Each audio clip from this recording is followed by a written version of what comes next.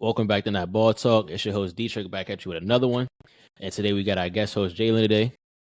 What's up, y'all? How y'all doing? And today we're going to be talking about NFL football as we are now a week away from week 1, I believe. We're just going to be talking about a couple of things, a couple questions that we should be talked about going into the next season. With the first question, the first topic that we're going to talk about basically today with, one of the best wide receivers in the league, CeeDee Lamb, getting his new contract. We're going to talk about the Cowboys, their expectations, what we can expect, and what does the future really hold for the Cowboys. So CeeDee Lamb got basically, I believe, like $100 million contract. He was holding out for like a couple weeks. Well, basically the whole all-season OTAs, waiting to get his money that he rightfully deserves.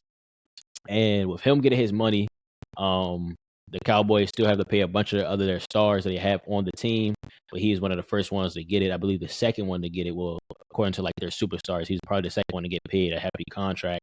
So with him getting paid, what do you think the future really holds for the Cowboys and their quarterback, Dakota Prescott, as he's coming off a second team All-Pro season? What he led the league in, like touchdowns, completion percentage. He had a very great season. And with them having to pay Dak going into next year or after next year, he becomes a free agent. What do you think about that? Well, first and foremost, I think Dallas had no other option but to pay 88. Like, he's a hell of a receiver. Finished top 2, top 3, wherever you want to rank him. And almost every important category you would want your star receiver to finish in. So it was kind of a no-brainer to get that deal done with him. As far as the situation with his quarterback, I think you kind of have to ride the car till the wheels fall off, because at the end of the day, it's a team, and we've had Dak on the team for about, I think it's going on 10 years. One year away from 10 years. And at this point, the best achievement is division round playoff win.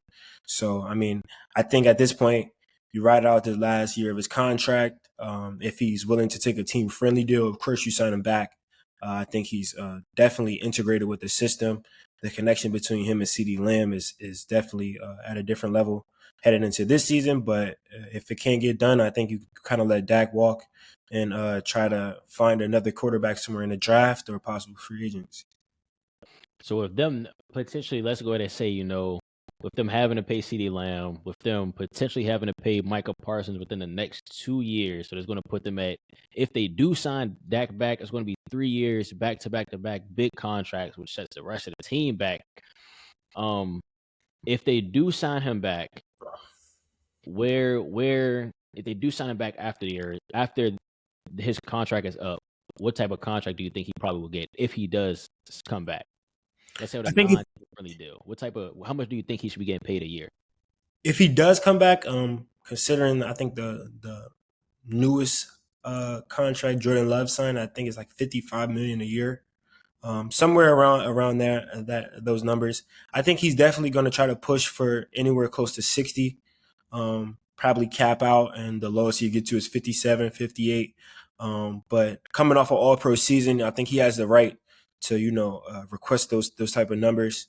And if he can't get it done in Dallas, I can completely understand going to a different franchise and getting that type of money. These players, they get into the game not only for the love of the game, but to take care of their family and provide for their family. So that's the best option to do. If he does take a team friendly deal, I still think it doesn't benefit the Cowboys in a long term run. But I can definitely see Dak asking for upwards of $57 million. For sure. So if with them, having this last ride, potentially if Dak does not come back after this next season, what does the future hold for Dallas this upcoming season? Where do you possibly see them going in the playoffs? Do you see them making the playoffs, making the Super Bowl? Where do you have them this year? This season, I still think Dallas is definitely a great team. One of the best in the NFC and one of the best in the NFL. They have studs all over. You have Trayvon Diggs coming off of injury, Michael Parsons on the D-line. Still have the veteran DeMarcus Lawrence, Dak Prescott, CeeDee Lamb, Jake Ferguson, and you have a pretty solid O-line. So I can definitely see them being a pretty successful regular season team. I think it all depends on matchups when it comes to how far they're getting to the playoffs. And also, if coaching is going to be able to match the level of expectations that the fans want to see.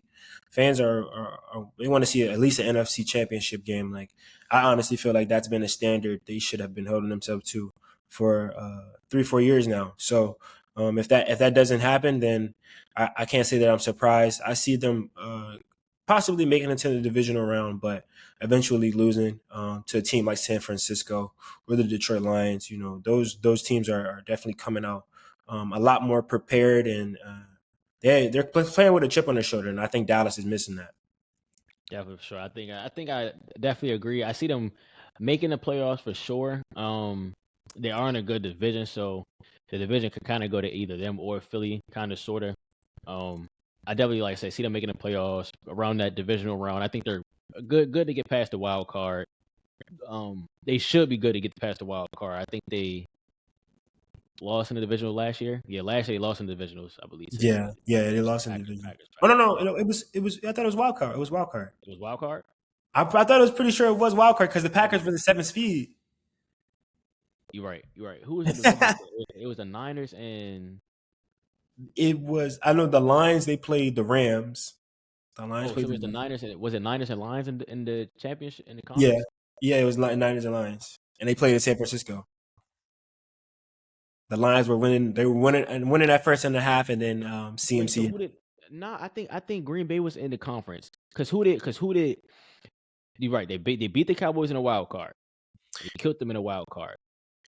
Green Bay played the 49ers, and the 49ers won. It was a good game. It was actually a great game, but the 49ers, they had some magic happen in the second half, and then they won. And the same thing happened in Detroit, whereas they got down early in the game, and then second half they came out explosive.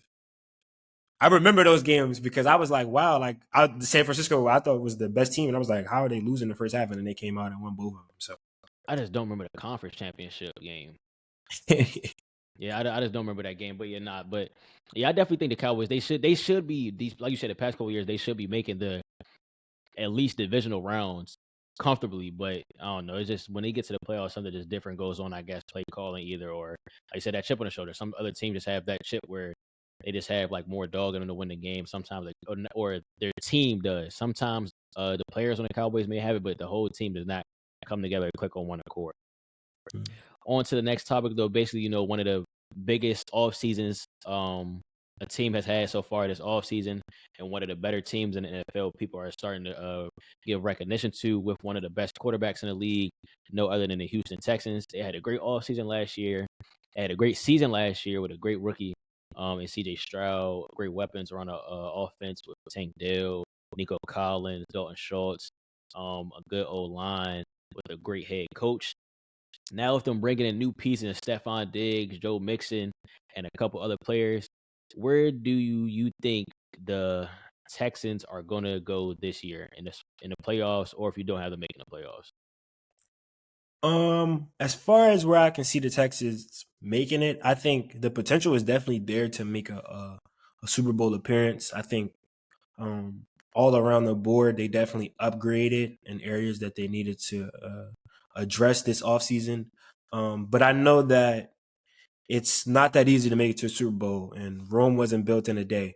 So even though the additions of Stephon Diggs, Joe Mixon, those veteran presence uh, are being important on the team, it's hard to get to that final stage. It's hard to beat teams like the Kansas City Chiefs, the Baltimore Ravens, Buffalo Bills, Miami Dolphins. Like those are teams that are very competitive, and not only competitive, they have the experience of being in multiple playoff games and during long seasons. So I see them definitely possibly getting to the AFC Championship round, but I wouldn't be surprised or disappointed if they make it to the divisional round.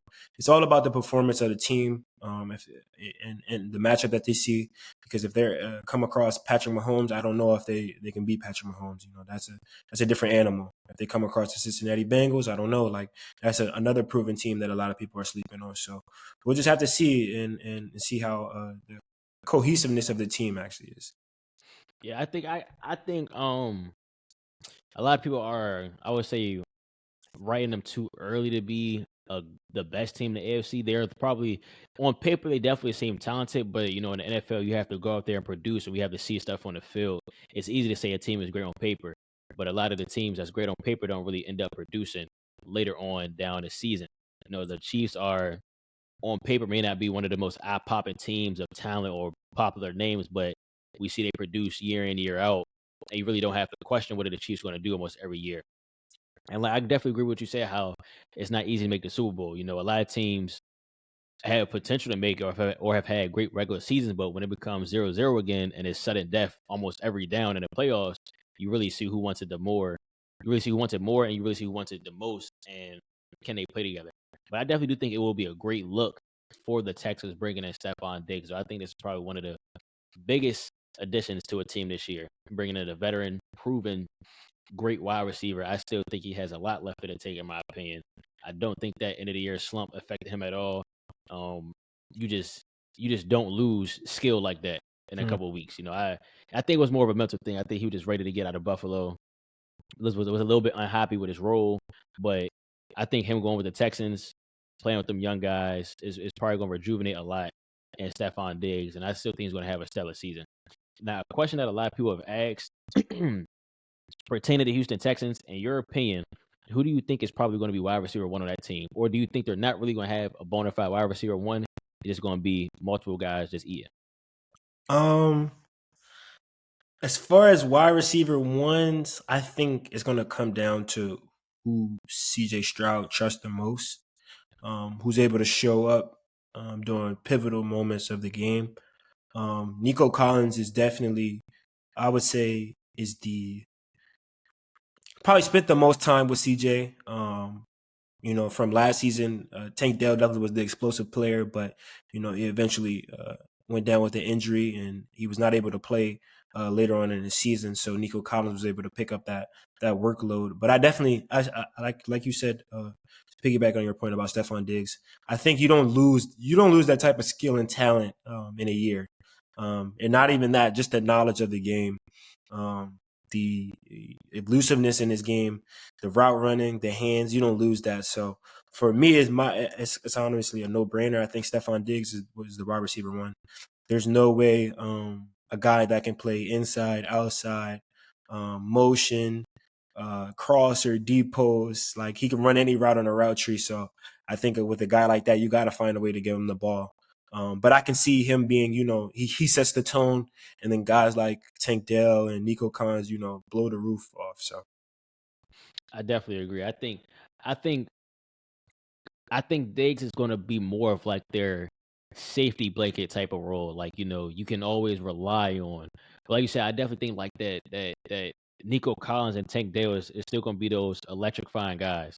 That like you can't just one. I think this is probably going to be one of the most toughest teams to guard, because you literally can't just double one guy and just leave the rest of them out on the island. Then they also still have Joe Mixon in the backfield, which is still a good running back. He may not be exactly what he was a couple years ago, but I still think he's still a great running back. You just can't just not stack the box on, because he can still take it to the crib any given time. He still can take a flat route almost 10, 15 yards down the field for a first down if it's like 3rd and 12 if you want him to. Like, it's a lot of weapons on that team. And you still have Dalton Schultz as a tight end who can still block you, who can still get vertical if you need him to. So it's going to be one of the toughest teams to guard in the league for sure. But I still do think Stephon Diggs just deserves that respect.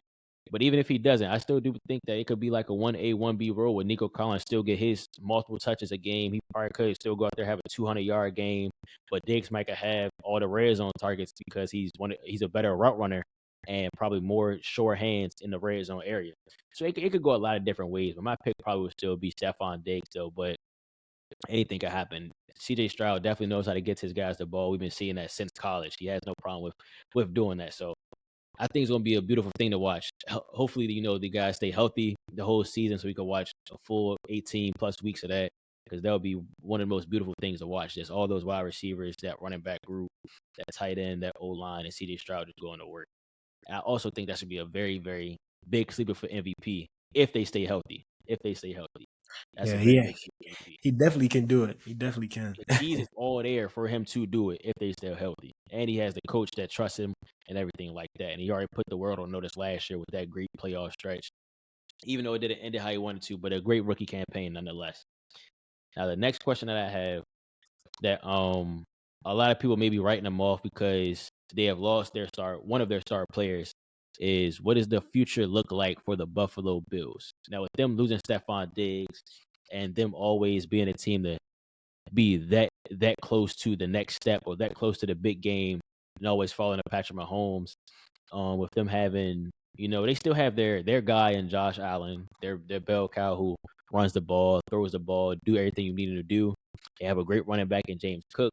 Now, the question they have now is their passing game and their wide receiver. They did draft Keon Coleman. They still have they picked up Curtis Samuel. They still have Khalil Shakur. So what can you really expect from the Bills as a team and also the Bills offense in the general? I definitely view the Bills similar to how I viewed the Jaguars last year.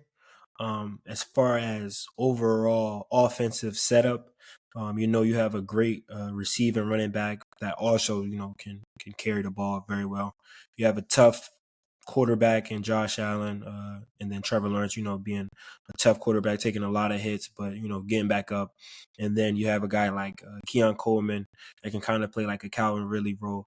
So as far as my projections for them in this season, I don't see them making too much of an impact as far as playoff success.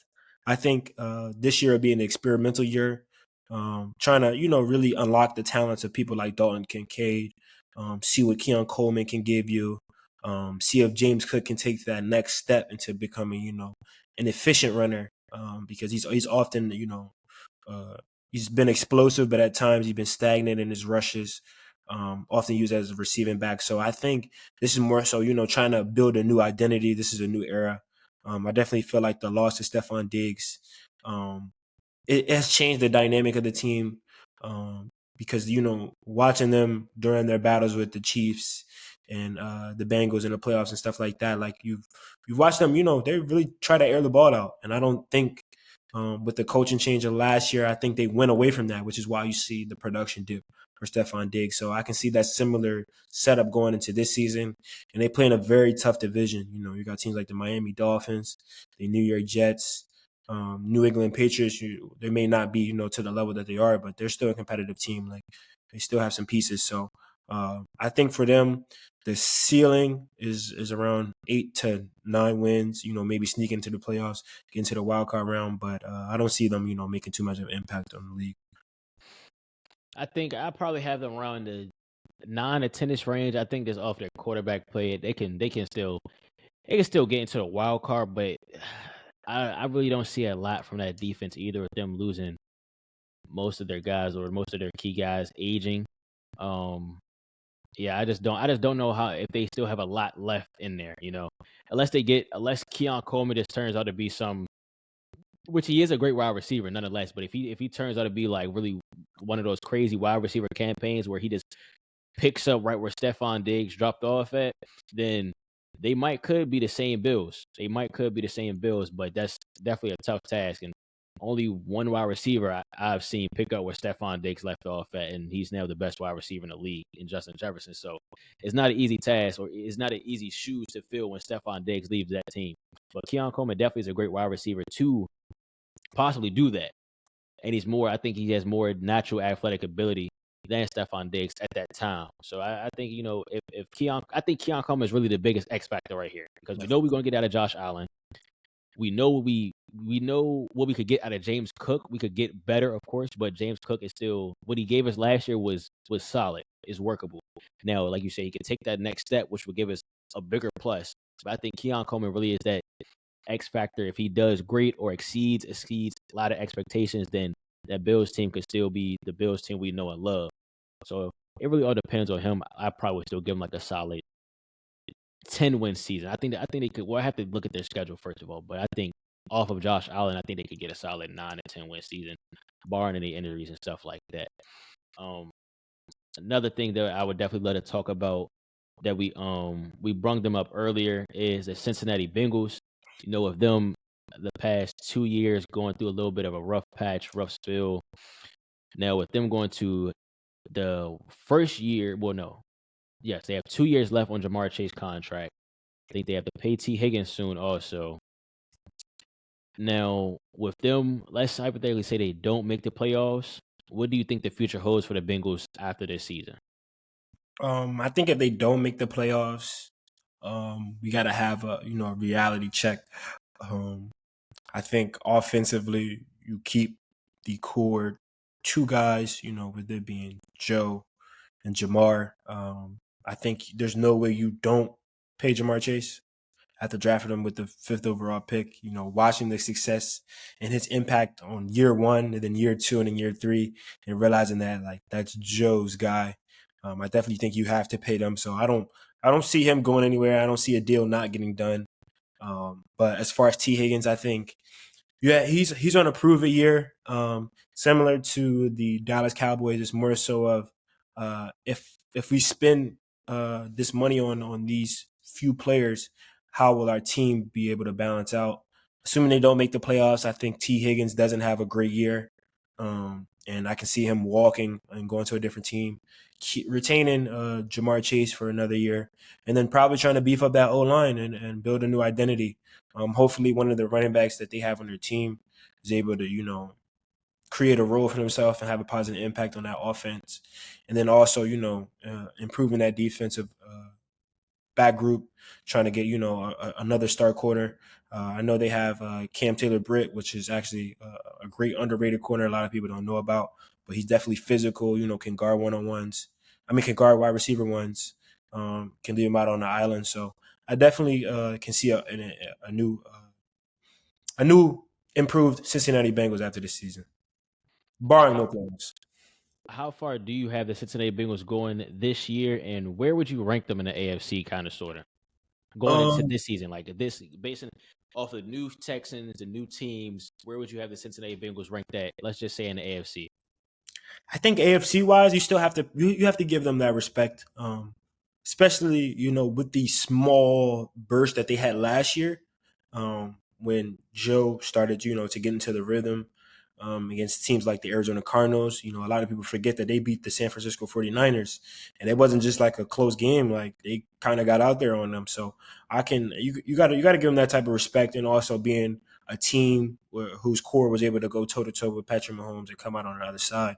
I would definitely have them ranked within my top five, and I can see them, making the playoffs and actually going on a possible run. Like I said, the core guy with Joe and Jamar, but if T can prove himself as a valuable asset, possibly with another 1,000-yard season, multiple touchdowns, I definitely can see them making it far. I think I agree. I don't. Yeah, they could be in the five. I just feel like they're proven, like they're a lot more I feel proven you. than a lot of teams. I Like feel you. I feel you. I think they definitely deserve to be in a five. I I don't know if I can. I don't know. I'm really on that Texans coattails. I'm in between of putting the Texans over them only because they haven't showed me it since what 21, 22. But they have been one of the teams, like you just said, to go toe to toe with Pat and the Chiefs. So they kind of do deserve that major respect. Um, yeah, they're well within the five. I don't think I can name five better than them. It's a tough 4 to 5 though. I don't think they could be in my 2 to 3 anymore. They can't. They can't be in yeah, two. I wouldn't say 2 to 3. I would say 2 to 3. I definitely feel like they're more 4 to 5. It also depends on where you view the New York Jets too. Like for me, I'm not as high on the New York Jets as I am on the Cincinnati Bengals, because the Jets, you have to show me that you can put it all together before I start putting you in top five AFC rankings. So I agree. I do agree with that because, but we do have to see it. Like you have to put it out on film. You have to put it out on the field. We can't just be like hypotheticals, coulda, shoulda, woulda. But they are literally a quarterback away now. If we don't really know if A-Rod can be that same quarterback coming off of that injury. That's the thing. But we do know they have one of the best defenses in the league, where they was holding teams at like what barely 14 points a game. yeah, under So T. it's like, Stewart. yeah, like that defense. If they didn't have what's my man name? The defensive end, Jermaine Johnson, right? Yeah, I think that's the name. Yeah, they didn't have him last year either because of injury. Or was that the year before? I think it was last year. I don't know. It might have been. It Yeah, I might have think it been. was last year, but they didn't have him last year injury too. So that's another big piece to where I think like if the Jets defense could be on the same type timing and really hold teams to really sub 17 to 20 points a game, I feel like whoever what was that? Who they had last year? Joe Flacco. Whoever they had last year, I feel like. They had like a random because Joe Flacco was on the Browns. Oh yeah, Flacco was on the Browns, but whoever they had last year, from going Zach him, Wilson. Yeah, Zach Zach, Wilson. Zach Wilson. yeah, going from him Yeah. to A-Rod, I feel like if your defense still could really barely hold up 17 points, I feel like A-Rod could get you 21 points off of Garrett Wilson, with them bringing in Mike Williams, with them still having Breece Hall, and then drafting Braylon Allen. I feel like the Jets really could be a sleeper if A-Rod don't do anything terrible, which I haven't seen him do yet, coming off all his injuries, but age plays a big factor. So I can't really, like you said, you just gotta see it. I can't really rank him just yet, but his job isn't that hard. Let me just say that his job isn't that hard for Aaron Rodgers. That's all I'm gonna say. If your defense holding up how it should be, it's not. It can't be that hard to really put up 15 and 18 points if your defense barely letting up 14. I feel like he could work some magic with Garrett Wilson and the rest of the company, but I don't know. We just gotta see it out there. But that's all we got for you guys today. That's the end of the episode. If you guys, agree with any of the takes, let us know. Disagree with any of the takes, let us know. Like, comment, share, subscribe. That's all we got for you. This is Notballtalk 301, signing off.